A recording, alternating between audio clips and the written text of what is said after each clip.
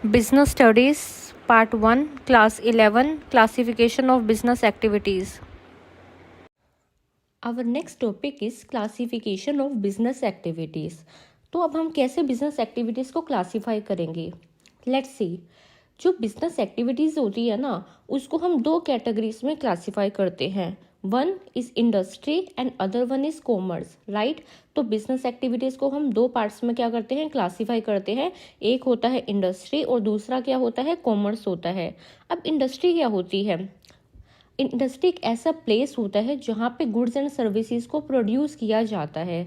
Industry involves production of goods and services. और जबकि commerce क्या होता है, कॉमर्स का जो रिलेशन है वो है गुड्स एंड सर्विसेज को डिस्ट्रीब्यूट करने से रिलेटेड. ठीक है.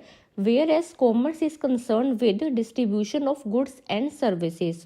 तो इंडस्ट्री में गुड्स एंड सर्विसेज का प्रोडक्शन होता है और कॉमर्स में गुड्स एंड सर्विसेज का डिस्ट्रीब्यूशन होता है. Next slide, industry. अब देखो, हमने पढ़ा है ना इंडस्ट्री क्या होती है पहली वाली स्लाइड में. इंडस्ट्री का मतलब क्या होता है, एक ऐसा एरिया जहाँ पे गुड्स का प्रोडक्शन किया जाता है, गुड्स एंड सर्विसेज का प्रोडक्शन किया जाता है.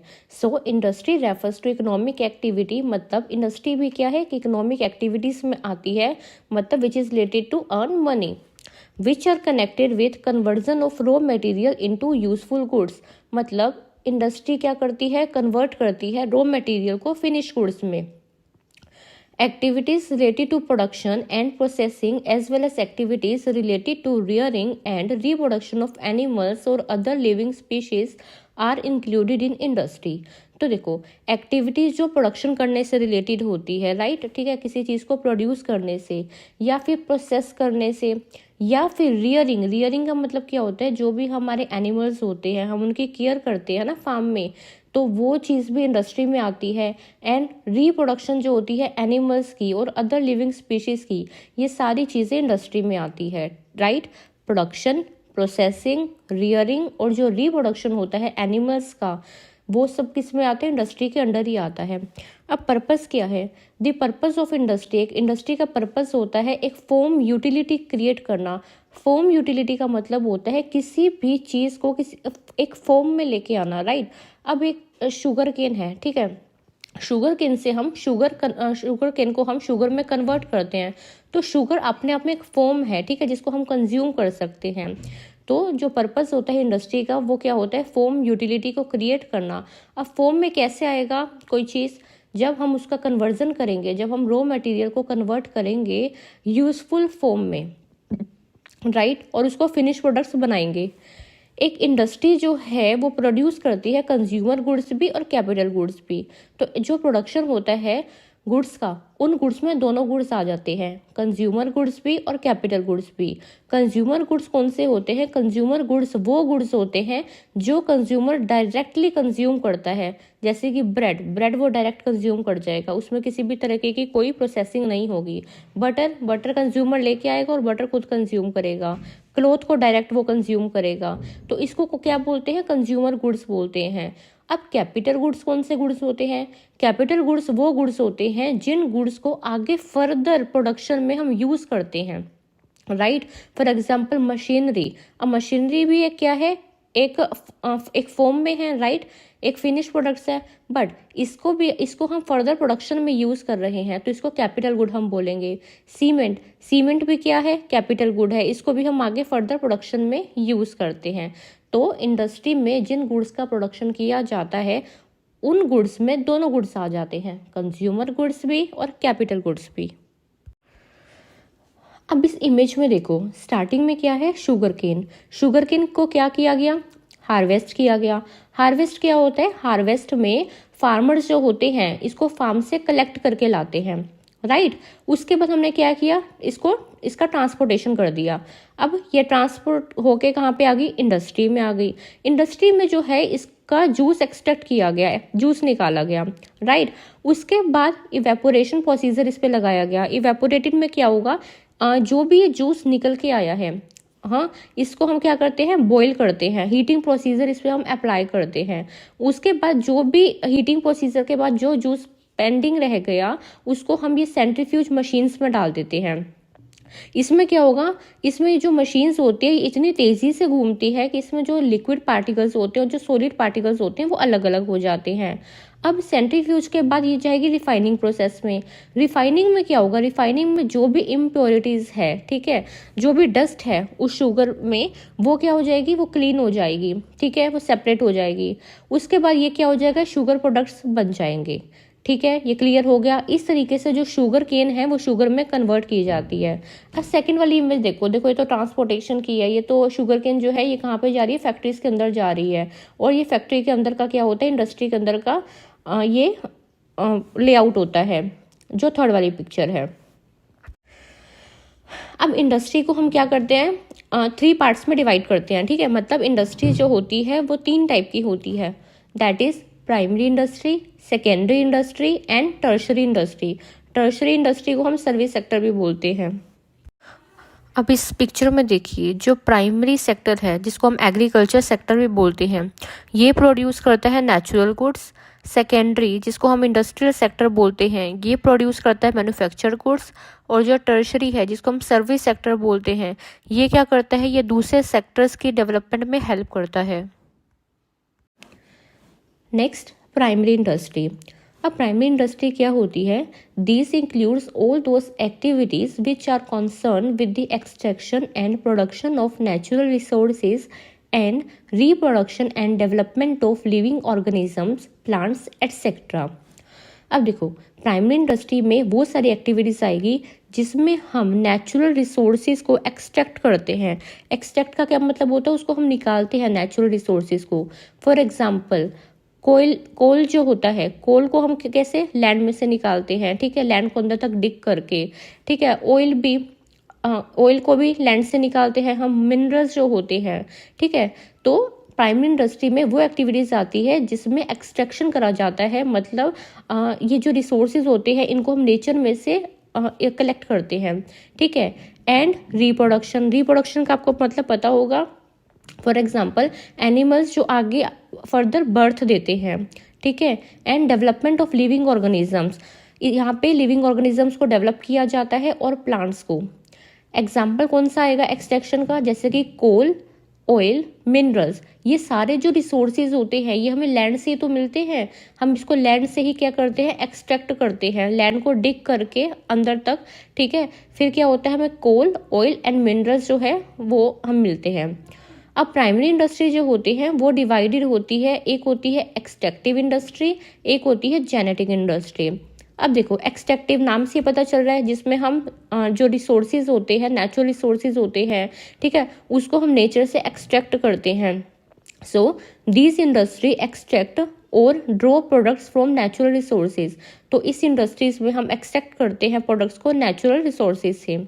एक्सट्रैक्टिव इंडस्ट्री जो है वो सप्लाई करती है raw material that are mostly products of geographical और नेचुरल एनवायरनमेंट। देखो वही बात आ गई ना कि जो एक्सट्रैक्टिव इंडस्ट्री जो है वो हमें ऐसे रॉ मटेरियल सप्लाई करती है जो हमें नेचुरल एनवायरनमेंट से मिलते हैं। मतलब कि जो रिसोर्सेज हमें नेचर से मिलते हैं, ठीक है, वो एक्सट्रैक्टिव इंडस्ट्री हमें देती है।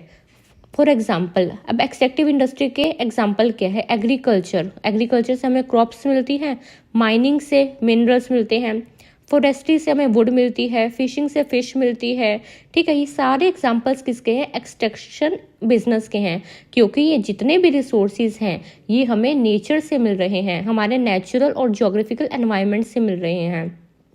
फिर आता है जेनेटिक इंडस्ट्री। अब जेनेटिक इंडस्ट्री कौन सी होती है, A genetic industry is the one that deals with the upbringing and breeding of living organisms such as bird, plants and animals।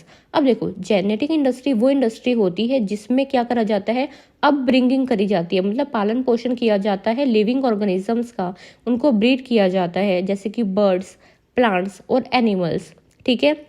The genetic industry encompasses a wide range of activities such as dairy farming, poultry farming, plant nursery production, pond fish farming.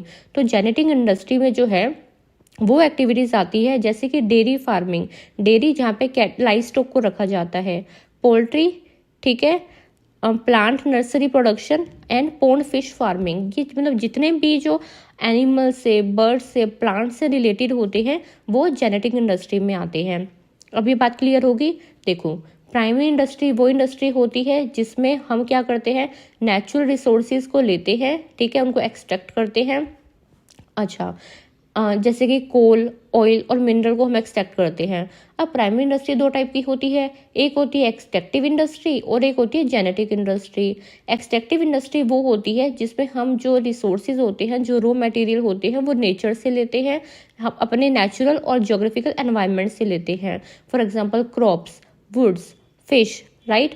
और जो genetic industry होती है, genetic industry में क्या होता है, इसमें हम ये सारी लिविंग ऑर्गेनिज्म से रिलेटेड होती है, जैसे कि बर्ड्स, प्लांट्स, एनिमल्स, ठीक है। तो आई होप ये आपको क्लियर होगा। अब इस पिक्चर में देखो, देखो ये फर्स्ट वाली पिक्चर किसकी है, ये लाइव स्टॉक फार्मिंग की है। इसमें जो भी काऊ है इसकी हम ब्रीडिंग और रियरिंग करते हैं, ठीक है, ताकि हमें क्या मिल सके, डेयरी प्रोडक्ट्स मिल सके। सेकंड जो पिक्चर है इसमें वुड दिखा रखी है, इसमें क्या है, फॉरेस्ट्री के थ्रू हमें क्या मिलती है, वुड मिलती है। थर्ड माइनिंग की पिक्चर है, माइनिंग में क्या होगा, ये जितनी भी मशीन्स हैं, राइट, ये क्या होगा, ये लैंड को डिग करेगी, उससे हमें क्या मिलेगा, ऑयल, मिनरल्स, कोल, ठीक है, ये मिलेंगे। फोर्थ में क्या है, ये भी लाइव स्टॉक फार्मिंग है, इसमें ये जो भी कैटल्स हैं, ठीक है, शिप है, इसके थ्रू हमें क्या मिलेगी, वूल मिलेगी। फोर्थ में फिशरी है, ठीक है, फिश फार्मिंग है। और ये जो है लास्ट वाली पिक्चर है, इसमें हमें क्या है, इससे हमें क्रॉप्स मिलेगी। तो देखो, live stock farming first picture, ये जो सेकंड है शिप वाली, ठीक है, और ये जो है फिश वाली, ये तीन जो पिक्चर्स है ये है जेनेटिक इंडस्ट्री का एग्जाम्पल। वुड वाली, माइनिंग वाली और ये क्रॉप्स वाली, ये है एक्सट्रैक्टिव इंडस्ट्री का एग्जाम्पल। आई होप अब आपको ये बात क्लियर होगी कि कौन सी इंडस्ट्री किस में आती है। Next, secondary industry. अब सेकेंडरी इंडस्ट्री कौन सी होती है, देखो, सेकेंडरी इंडस्ट्री वो इंडस्ट्री होती है जिसमें जो मटेरियल हमें प्राइमरी इंडस्ट्री से मिला है उस मटेरियल पे प्रोसेसिंग चलती है, उस मटेरियल पे काम चलता है, फिर उसके बाद क्या होता है, वो फाइनल गुड्स में कन्वर्जन किया जाता है। सो these are concerned with using materials which have already been extracted at the primary state। अब देखो, ये जो इंडस्ट्री होती है वो किससे रिलेटेड होती है, इसमें हम मटेरियल को यूज़ करते हैं, वो मटेरियल को यूज़ करते हैं जो हमें प्राइमरी इंडस्ट्री ने दिया। These industry process such material to produce goods for final consumption or further processing by other industry। अब ये इंडस्ट्री क्या करेगी, ये कुछ एक ऐसा प्रोसेस लगाएगी उस मटेरियल पे जिससे वो ऐसे गुड्स बना सके जो या तो कंज्यूमर फाइनली इसको कंज्यूम कर ले, या फिर जो दूसरी इंडस्ट्री होती है वो उसको आगे प्रोडक्शन में यूज़ कर सके, ठीक है। तो ये इंडस्ट्री क्या करती है, ये जो कन्वर्जन करेगी रॉ मटेरियल को फिनिश गुड्स में बनाएगी। अब वो जो फिनिश गुड्स होंगे वो दो टाइप के हो सकते हैं, या तो अल्टीमेट कंज्यूमर, जो कंज्यूमर है उसको वो डायरेक्ट कंज्यूम करेगा, या फिर उन गुड्स को जो है वो दूसरी इंडस्ट्री में लेकर जाया जाएगा फर्दर आगे प्रोडक्शन करने के लिए। For example, mining of iron ore is a primary industry. देखो, माइनिंग मतलब जो हम लैंड में से आयरन ओर मतलब कच्चा लोहा जो हम लेके आएंगे, ठीक है, कच्चा लोहा जो हम एक्सट्रैक्ट करते हैं वो जो है प्राइमरी इंडस्ट्री। बट उस आयरन ओर से स्टील बनाना, ठीक है, वो किस में आएगा, वो सेकेंडरी इंडस्ट्री में आएगा। सो बेसिकली जो भी प्राइमरी इंडस्ट्री से हमें प्रोडक्ट्स मिले, ठीक है, वो सेकेंडरी इंडस्ट्री में आए। सेकेंडरी इंडस्ट्री क्या करेगी, उस पर फर्दर प्रोसेस करेगी और उसको फाइनल गुड्स में कन्वर्ट करेगी। अब वो जो फाइनल गुड्स होंगे वो दो जो यूनिट्स होती है वो यूज़ कर सकती है, या तो उसको कंज्यूमर यूज़ करेगा फाइनल कंजम्पशन के लिए, या फिर उसको दूसरी इंडस्ट्री यूज़ करेगी फर्दर प्रोडक्शन करने के लिए, राइट। अब सेकेंडरी इंडस्ट्री को भी हम दो पार्ट्स में डिवाइड करते हैं, क्लासीफाई करते हैं। First one manufacturing industry and second construction industry. अब देखते हैं मैन्युफैक्चरिंग इंडस्ट्री कौन सी होती है। मैन्युफैक्चरिंग इंडस्ट्री वो इंडस्ट्री होती है जो कन्वर्ट करती है रॉ मटेरियल को या तो सेमी फिनिश गुड्स में या फिनिश गुड्स में। मतलब यहाँ पे रॉ मटेरियल का कन्वर्जन होता है सेमी फिनिश गुड्स में या फिर फिनिश गुड्स में। मैन्युफैक्चरिंग इंडस्ट्री जो होती है ये फॉर्म यूटिलिटी क्रिएट करके देती है। फॉर्म यूटिलिटी मतलब ये रॉ मटेरियल को एक फॉर्म में लेके आती है जिसको ह्यूमन जो होता है वो आसानी से यूज कर सकता है. So this industry create form utility in goods by making them suitable for human use. Most of the goods which are used by the consumers are produced by manufacturing industry. तो बहुत से goods जो consumer अपनी daily life में use करता है वो हमें कहाँ से मिलते हैं, वो मैन्युफैक्चरिंग इंडस्ट्री से ही हमें मिलते हैं. मैक्सिमम गुड्स जो हमारे घर में मिलते हैं वो हमें कहाँ से, वो हमें मैन्युफैक्चरिंग इंडस्ट्री से ही मिलते हैं. These industry supply machines, tools and other equipment to other industry too. ये जो इंडस्ट्री होती है ये मशीन्स, टूल्स और अदर इक्विपमेंट भी बना के दूसरी इंडस्ट्री को भेजती है ताकि जो दूसरी इंडस्ट्री है वो फर्दर उसको आगे प्रोडक्शन में यूज कर सके. मैन्युफैक्चरिंग इंडस्ट्री जो है उसको भी हम आगे फर्दर 4 पार्ट्स में डिवाइड करते हैं. First analytical industry, second processing industry, third synthetical industry and fourth assembly industry. पहला आता है एनालिटिकल इंडस्ट्री. अब एनालिटिकल इंडस्ट्री कौन सी होती है?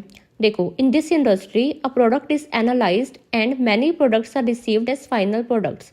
देखो, इस इंडस्ट्री में क्या होता है, कोई भी प्रोडक्ट हमें मिल गया, उसको क्या होगा, उसको ये इंडस्ट्री पहले एनालाइज करेगी. एनालाइज मतलब अच्छे से देखेगी, उसको क्या करेगी, उसको एनालाइज करेगी, उसको टुकड़ों में जो है वो करके देखेगी और उससे काफ़ी प्रोडक्ट्स बनाएगी as a final products. Example से क्लियर करते हैं.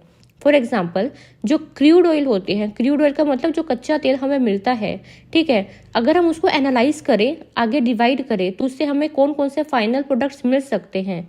तो देखो, क्रूड ऑयल से हमें कैरोसिन, पेट्रोल, गैस और डीजल ये सारे प्रोडक्ट्स मिलते हैं, राइट. तो एनालिटिकल इंडस्ट्री वो इंडस्ट्री होती है जो एक प्रोडक्ट को जो है वो अलग अलग पार्ट्स में डिवाइड कर देती है, ठीक है, और वो जो अलग अलग पार्ट्स होते हैं वो फाइनल प्रोडक्ट्स बनते हैं. फॉर एग्जांपल, जो क्रूड ऑयल होता है, क्रूड ऑयल क्या है, ये एक पर्टिकुलर अपने आप में एक प्रोडक्ट है, कच्चा तेल. अब कच्चा तेल को अगर हम एनालाइज करेंगे तो कच्चे तेल को जब हम प्रोसेस करते हैं तो इससे हमें kerosene, petrol, gas and diesel ये सारी चीज़ें मिलती है. नेक्स्ट आता है processing industry. In this industry product pass through various processes to become a final product. देखो, प्रोसेसिंग इंडस्ट्री वो इंडस्ट्री होती है जो आगे प्रोसेसिंग का प्रोसीजर जो है वो यूज़ करती है. इस इंडस्ट्री में एक जो पर्टिकुलर प्रोडक्ट होता है उसको काफ़ी सारी स्टेजेस, काफ़ी सारे प्रोसेस से पास होना पड़ता है ताकि वो एक फाइनल प्रोडक्ट बन सके. The finished products of one process became the raw material of the receiving process and soon the final process produced the finished goods. तो देखो, ये बोल रहा है, मान लो 3 जो है हमारे पास क्या है, स्टेज है. फर्स्ट स्टेज में हमने क्या डाला, रॉ मटेरियल डाला. अब उस स्टेज से जो फिनिश गुड्स बन के निकलेगा वो सेकंड स्टेज के लिए रॉ मटेरियल का काम करेगा और जो सेकंड स्टेज से फिनिश गुड्स बन के निकलेगा वो थर्ड स्टेज के लिए रॉ मटेरियल का काम करेगा. तो बस यही इसमें बता रखा है कि जो फिनिश प्रोडक्ट होता है वन प्रोसेस का वो दूसरी वाली स्टेज के लिए रॉ मटेरियल बनता है और जो दूसरी वाली स्टेज का फाइनल प्रोडक्ट होता है वो जो लास्ट स्टेज है उसका क्या है, फिनिश प्रोडक्ट बनता है. In case of cotton textile, cotton passes through ginning, weaving, dyeing, processing to become cloth. तो देखो, अगर हम कॉटन टेक्सटाइल इंडस्ट्री का एग्जांपल लेते हैं तो कॉटन जो होती है उसको काफ़ी सारी स्टेजेस से पास होना पड़ता है क्लॉथ बनने के लिए. अब कॉटन जो है उसको क्या करेंगे, हम गिनिंग करेंगे, फिर वीविंग करेंगे, डाइंग करेंगे, उसके बाद जो है क्लॉथ बन के आएगा, ठीक है. तो इसमें क्या हो गया, पूरा प्रोसेस जो है वो इन्वॉल्व हो गया.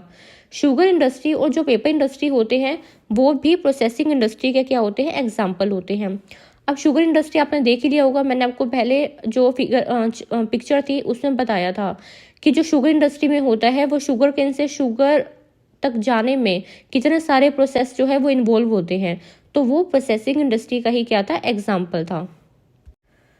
थर्ड आता है हमारे पास सिंथेटिक इंडस्ट्री. अब सिंथेटिक इंडस्ट्री क्या होती है, ये वो इंडस्ट्री होती है जिसमें काफ़ी सारे रॉ मटेरियल को इकट्ठा लाया जाता है सिर्फ एक फाइनल प्रोडक्ट्स बनाने के लिए, ठीक है. So in this industry many काफ़ी सारे raw material are bought together in manufacturing process to make a final product.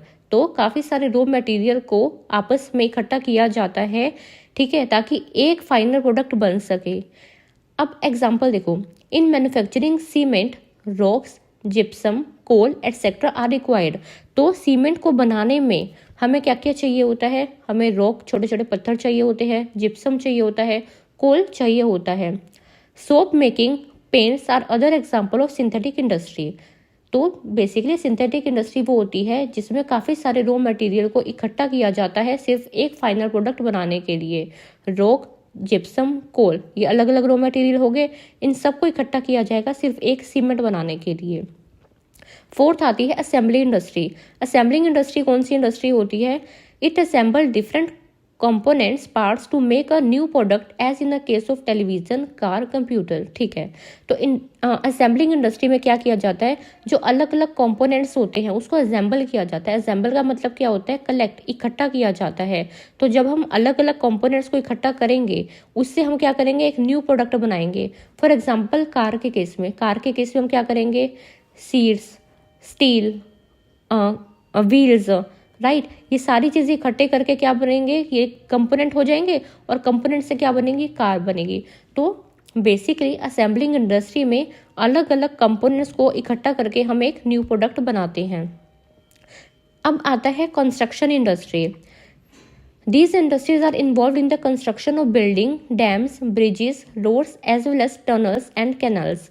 अब कंस्ट्रक्शन इंडस्ट्री वो इंडस्ट्री होती है जो कंस्ट्रक्शन के काम में इन्वॉल्व होती है, चाहे बिल्डिंग बनाने का काम हो, डैम का, ब्रिजेस, रोड्स बनाने का काम हो, ये सारा कंस्ट्रक्शन इंडस्ट्री में आता है। ये जो इंडस्ट्री होती है ये एंगेज होती है in the creation of infrastructure for smooth development of the economy. Basically जो कंस्ट्रक्शन इंडस्ट्री होती है ये इंफ्रास्ट्रक्चर बनाने का काम करती है। इंफ्रास्ट्रक्चर का क्या मतलब होता है? रोड्स बनाने का, डैम्स बनाने का, राइट, ब्रिजेस बनाने का काम करती है ताकि एक इकोनॉमी जो है, इकोनॉमी का डेवलपमेंट हो सके। These industries are use the products of other industries such as cement, iron, bricks and woods। तो जो कंस्ट्रक्शन इंडस्ट्री होती है वो कौन से प्रोडक्ट्स को यूज़ करती है? जो दूसरी इंडस्ट्री ने प्रोड्यूस करके दिए होते हैं, ठीक है, जैसे कि सीमेंट हो गई, आयरन हो गया, ब्रिक हो गया, ये सारे मटेरियल जो होते हैं ये हमें दूसरी इंडस्ट्री से मिलते हैं, ठीक है। और कंस्ट्रक्शन इंडस्ट्री जो होती है वो इन मटेरियल को यूज़ करती है। इंजीनियरिंग और architectural skills makes play an important part in construction industry. तो जो इंजीनियरिंग और आर्किटेक्चरल जो स्किल्स होती है, ठीक है, वो बहुत इंपॉर्टेंट पार्ट जो है वो प्ले करती है कंस्ट्रक्शन इंडस्ट्री में। अब इस स्लाइड में देखो मैंने कुछ पिक्चर्स ली हैं। जो फर्स्ट वाली पिक्चर है ये जो है ये एनालिटिकल इंडस्ट्री के एग्जाम्पल है। अब देखो क्रूड ऑयल है, क्रूड ऑयल से कितने सारे हमें फाइनल प्रोडक्ट्स मिल गए। तो एक ही प्रोडक्ट से काफ़ी सारे फाइनल प्रोडक्ट्स हमें मिल गए जिसको क्या बोलेंगे? Analytical industry. सेकंड पिक्चर जो है ये प्रोसेसिंग इंडस्ट्री की पिक्चर है। इसमें जो कॉटन है, कॉटन को ये टी शर्ट बनने के लिए अब देखो कितने सारे प्रोसेस से गुजरना पड़ रहा है। Spinning, yarning, weaving, finishing, final fabric, design and swim, ठीक है। तो ये क्या है? प्रोसेसिंग इंडस्ट्री का एग्जाम्पल है जिसमें एक रॉ मटेरियल को फाइनल प्रोडक्ट्स बनने के लिए काफ़ी सारी स्टेजेस और काफ़ी सारे प्रोसेसेस से पास होना पड़ता है। अब इस पिक्चर में देखो, फर्स्ट वाली पिक्चर जो है वो सिंथेटिक इंडस्ट्री की एग्जाम्पल है। अब इसमें क्या होगा? ये देखो, limestone, iron stone, gypsum, coal and clay, ये 5 रॉ मटेरियल मिलके हमें एक ही फिनिश प्रोडक्ट्स देंगे जिसको क्या बोलते हैं? सीमेंट, ठीक है। तो सिंथेटिकल इंडस्ट्री कौन सी होती थी? जिसमें काफ़ी सारे रॉ मटेरियल मिलके एक फाइनल प्रोडक्ट्स हमें देते थे। तो ये 5 जो रॉ मटेरियल है ये मिलके हमें क्या देंगे? सीमेंट देंगे। तो ये सिंथेटिकल इंडस्ट्री का एग्जाम्पल है। फिर ये जो कार वाली इमेज है ये असेंबलिंग इंडस्ट्री का एग्जाम्पल है।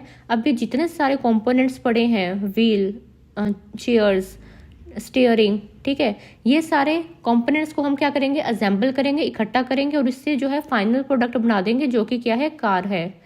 थर्ड वाली जो पिक्चर है ये कंस्ट्रक्शन इंडस्ट्री की पिक्चर है। इसमें देखो ये कंस्ट्रक्शन कर रहे हैं, बिल्डिंग को कंस्ट्रक्ट कर रहे हैं। आई होप अब आपको क्लियर होगा। नेक्स्ट आता है commerce. Commerce include 2 types of activities, trade and auxiliaries to trade. तो कॉमर्स में 2 टाइप ऑफ एक्टिविटी आती है, एक होता है ट्रेड और एक होता है ऑक्सिलरी टू ट्रेड। देखो ट्रेड क्या होता है? ट्रेड में जो है वो सेल और परचेज इन्वॉल्व होता है, ठीक है, जिसमें गुड्स का हम सेल एंड परचेज करते हैं। और ऑक्सिलरी टू ट्रेड क्या होता है? ऑक्सिलरी टू ट्रेड में वो सारी एक्टिविटीज आ जाती है जो हमारे सेल और परचेज को करने में हेल्प करती है। आइए पढ़ते हैं। So buying and selling of goods is termed as trade. तो देखो, बाइंग और सेल करना गुड्स को, उसको क्या बोलते हैं? ट्रेड बोलते हैं। And activities that facilitate the purchase and sale of goods are called auxiliary to trade. वो सारी एक्टिविटी जो इन सेल एंड परचेज में हमारी हेल्प करती है उसको हम ऑक्सिलरी टू ट्रेड बोलते हैं। अब इन एक्टिविटीज में कौन कौन सी एक्टिविटीज आएगी? Transportation, banking, insurance, communication, advertisement, packaging and warehousing. तो ये वो सारी एक्टिविटीज़ है जो हमारी सेल और परचेज करने में हेल्प करती है। वो सारी activities which are connected with taking goods and services from producer to users comes under the purview of commerce. ये बोल रहा है वो सारी एक्टिविटीज़ जो रिलेटेड होती है प्रोड्यूसर से गुड्स लेने से लेकर कंज्यूमर तक गुड्स पहुंचाने तक, जितनी भी एक्टिविटीज़ आती है वो सारी कॉमर्स में आती है। Commerce. The goal of commerce is to ensure a proper flow of goods and services for the benefits of both producers and consumers. ये बोल रहा है कि जो कॉमर्स का गोल होता है वो क्या होता है कि प्रोड्यूसर से गुड्स को लेके कंज्यूमर तक पहुंचाना, जिससे प्रोड्यूसर का भी फायदा हो सके और कंज्यूमर का भी बेनिफिट हो सके। अब देखो, हम ट्रेड को पढ़ते हैं। Trade is an integral part of commerce. ये बोल रहा है ट्रेड जो है काफ़ी इंपॉर्टेंट पार्ट है कॉमर्स का। It includes buying and selling of goods and services. Trade में क्या आता है? सेल एंड परचेज आता है गुड्स एंड सर्विसेज का। The trade segment of commerce bring together the manufacture and consumer. जो ट्रेड सेगमेंट होता है कॉमर्स का, जो पार्ट है ट्रेड, वो मैन्युफैक्चर और कंज्यूमर को इकट्ठे लेके आता है। That is it is a link between the manufacture and the consumer.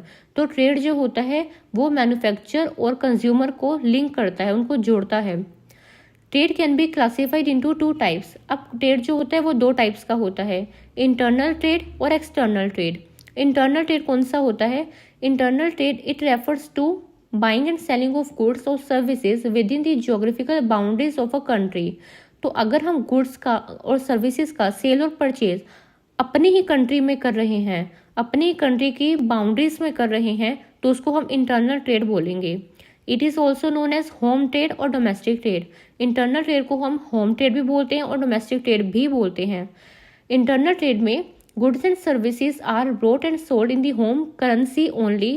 ठीक है, तो ये बोल रहा है कि जो इंटरनल ट्रेड में है वो गुड्स का जो सेल एंड परचेज होगा वो होम करेंसी में ही होगा, मतलब हमारे रुपीज़ में ही होगा जो सेल एंड परचेज होगा, right. The internal trade can B two types. Internal trade दो तरह का होता है, होलसेल ट्रेड और रिटेल ट्रेड। अब आपको होलसेल ट्रेड पता होगा, जिसमें जो होलसेलर होता है वो लार्ज क्वांटिटी में जो गुड्स है वो प्रोड्यूसर से लेता है और स्मॉल क्वांटिटी में रिटेलर को देता है। और रिटेल ट्रेड कौन सा होता है?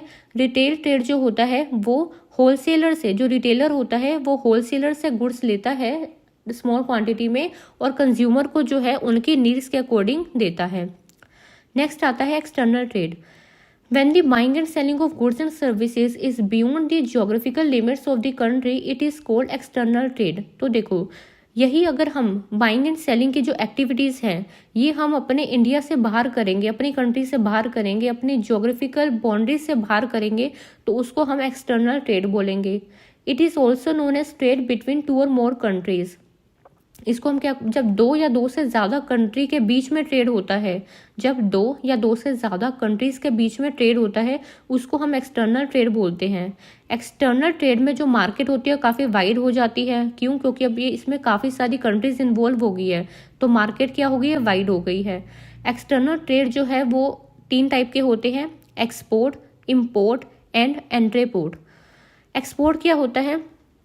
एक्सपोर्ट में हम जो हमारी कंट्री है, हमारी जो डोमेस्टिक कंट्री है, एग्जांपल इंडिया, इंडिया जो है जो भी गुड्स इंडिया के अंदर बन रहे हैं वो आगे दूसरी कंट्रीज में सेल करेगी। फॉर एग्जांपल इंडिया में क्या है, क्लॉथ बन रहे हैं, ठीक है, क्लॉथ का प्रोडक्शन हुआ तो इंडिया जो है वो उसको सेल कर रही है, मतलब एक्सपोर्ट कर रही है यूएसए को, चाइना को, जापान को। इसको बोलते हैं एक्सपोर्ट।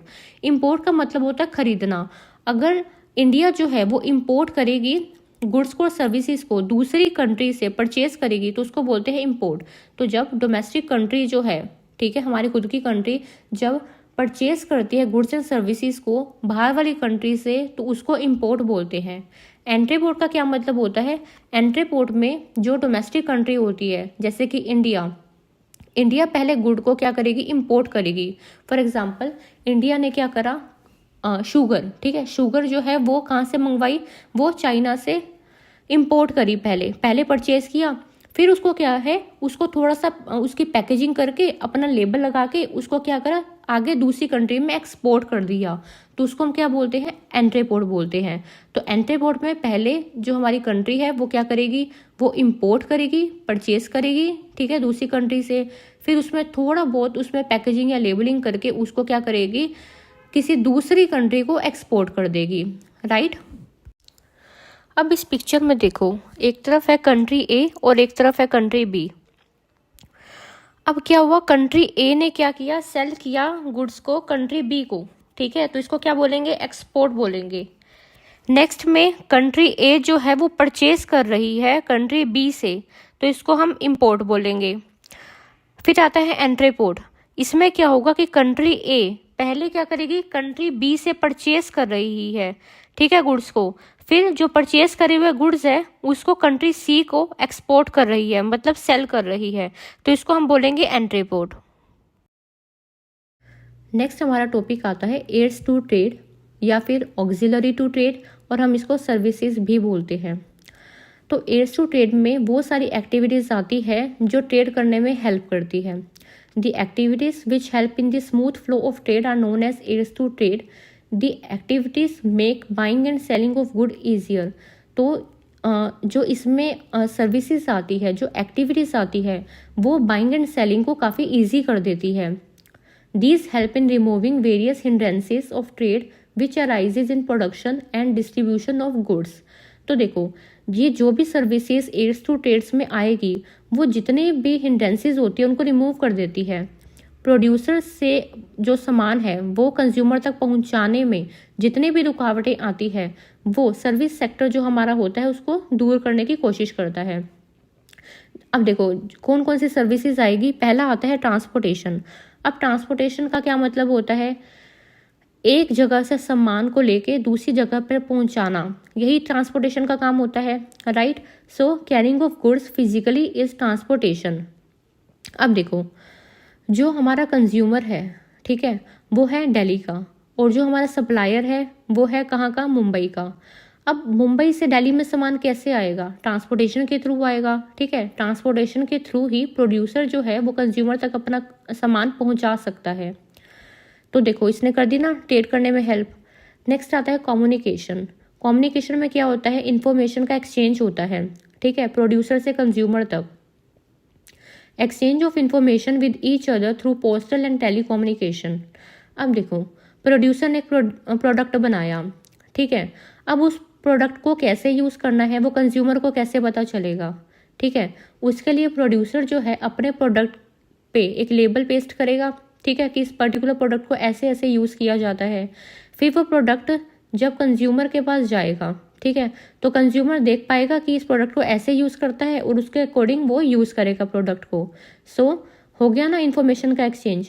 प्रोड्यूसर को जो बात कंज्यूमर तक पहुंचानी थी वो कम्युनिकेशन की हेल्प से वो पहुंचा पाया। नेक्स्ट आता है बैंकिंग। अब बैंकिंग में क्या होगा? Arranging money and making payment to the seller through banks and other sources.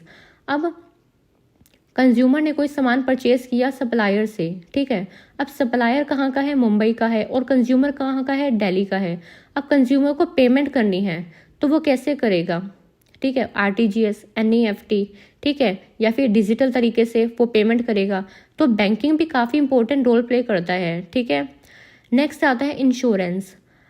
Insurance क्या करता है? रिस्क को कवर करता है। अब प्रोड्यूसर से कंज्यूमर तक सामान जाएगा, ठीक है, तो रिस्क भी होता है, कभी वो सामान जो है वो डैमेज ना हो जाए, तो उसके लिए प्रोड्यूसर क्या है? उसका इंश्योरेंस करवा देगा, ठीक है, जिससे अगर कोई लॉस भी होता है तो उसका कंपनसेशन प्रोड्यूसर को मिल जाएगा। सो इंश्योरेंस क्या करता है? कवरिंग रिस्क ऑफ डैमेज और loss of goods in transit. Goods in transit का मतलब होता है जब रास्ते में गुड्स होते हैं, ठीक है, तो अगर उनको किसी भी तरह का डैमेज होता है या लॉस होता है तो इंश्योरेंस कंपनी उसका क्या है? उस लॉस को कवर करके देगी। Next warehousing. अब वेयर हाउसिंग का क्या काम होता है? वेयर हाउसिंग का काम होता है स्टोर करके रखना गुड्स को, ठीक है। Systematic storage of goods once the goods are received is warehousing. Advertising क्या करता है? एडवर्टाइजिंग एनहांस करता है knowledge of customer about the product available in the market. तो एडवर्टाइजिंग का फंक्शन ये होता है कस्टमर को नॉलेज देना कि कौन से प्रोडक्ट जो है वो मार्केट में अवेलेबल है, and with the help of this knowledge a customer takes decision. और इसी नॉलेज के हेल्प से ही कस्टमर डिसीजन ले सकता है कि मुझे अगर ये 4 प्रोडक्ट मार्केट में अवेलेबल है तो पर्टिकुलर प्रोडक्ट परचेज करना है, राइट। सो एडवर्टाइजिंग जो होती है वो नॉलेज देता है कस्टमर को कि कौन कौन से प्रोडक्ट्स जो है वो मार्केट में अवेलेबल है, और इस नॉलेज की हेल्प से ही कस्टमर जो है वो डिसीजन ले पाता है कि मुझे ये पर्टिकुलर प्रोडक्ट परचेज करना है। अब ये एक कॉम्प्रिहेंसिव चार्ट है बिजनेस एक्टिविटीज़ का। अब बिजनेस को हम 2 पार्ट में बाइफरकेट करते हैं, इंडस्ट्री एंड कॉमर्स। इंडस्ट्री में आएगी आपकी प्राइमरी इंडस्ट्री, सेकेंडरी और टर्शरी। प्राइमरी को हम एग्रीकल्चर सेक्टर बोलते हैं, सेकेंडरी को हम मैन्युफैक्चरिंग सेक्टर बोलते हैं, और टर्शरी जो होता है हमारा सर्विस सेक्टर होता है। प्राइमरी इंडस्ट्री जो होती है ये नेचुरल रिसोर्सेज से रिलेटेड होती है, प्रोडक्शन ऑफ नेचुरल रिसोर्सेज। अब इसमें एक होती है एक्सट्रैक्टिव इंडस्ट्री और एक होती है जेनेटिक।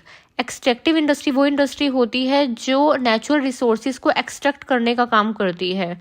जेनेटिक इंडस्ट्री जो होती है वो लिविंग ऑर्गेनिज्म से रिलेटेड होती है, बर्ड्स, प्लांट्स, एनिमल्स। इसमें dairy farming, poultry, plant nursery और पॉन्ड फिशिंग आ जाती है। सेकेंडरी इंडस्ट्री भी हमारी 2 टाइप की होती है, मैन्युफैक्चरिंग इंडस्ट्री और कंस्ट्रक्शन इंडस्ट्री।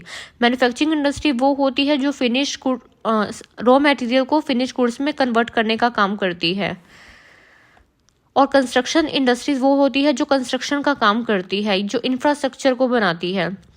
मैन्युफैक्चरिंग में फर्स्ट आता है एनालिटिकल। एनालिटिकल इंडस्ट्री वो होती है जो एक प्रोडक्ट को एनालाइज करती है और उससे काफ़ी सारे फिनिश्ड प्रोडक्ट्स बनाती है।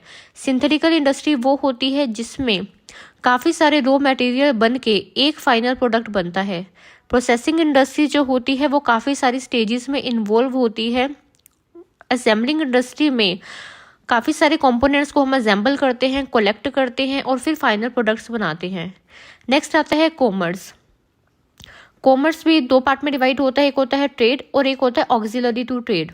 ट्रेड में आपकी बाइंग एंड सेलिंग वाली एक्टिविटीज़ आएगी, और वो एक्टिविटीज़ जो हेल्प करती है बाइंग एंड सेलिंग में उसको हम ऑक्सिलरी टू ट्रेड बोलते हैं।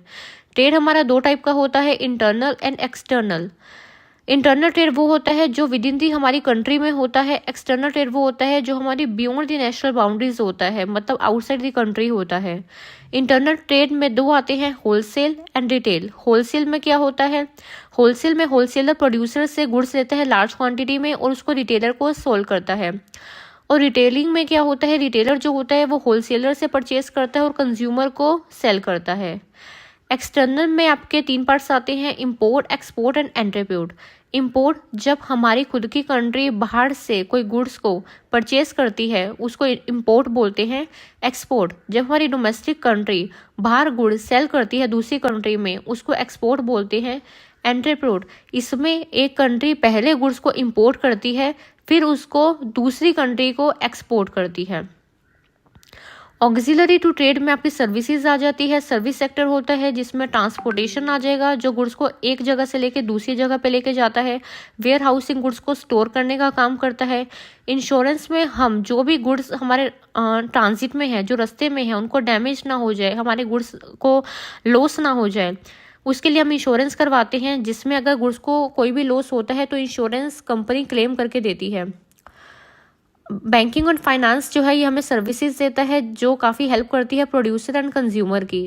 एडवर्टाइजिंग जो होता है ये कस्टमर को नॉलेज देता है कि कौन से प्रोडक्ट्स हमारे मार्केट में अवेलेबल है।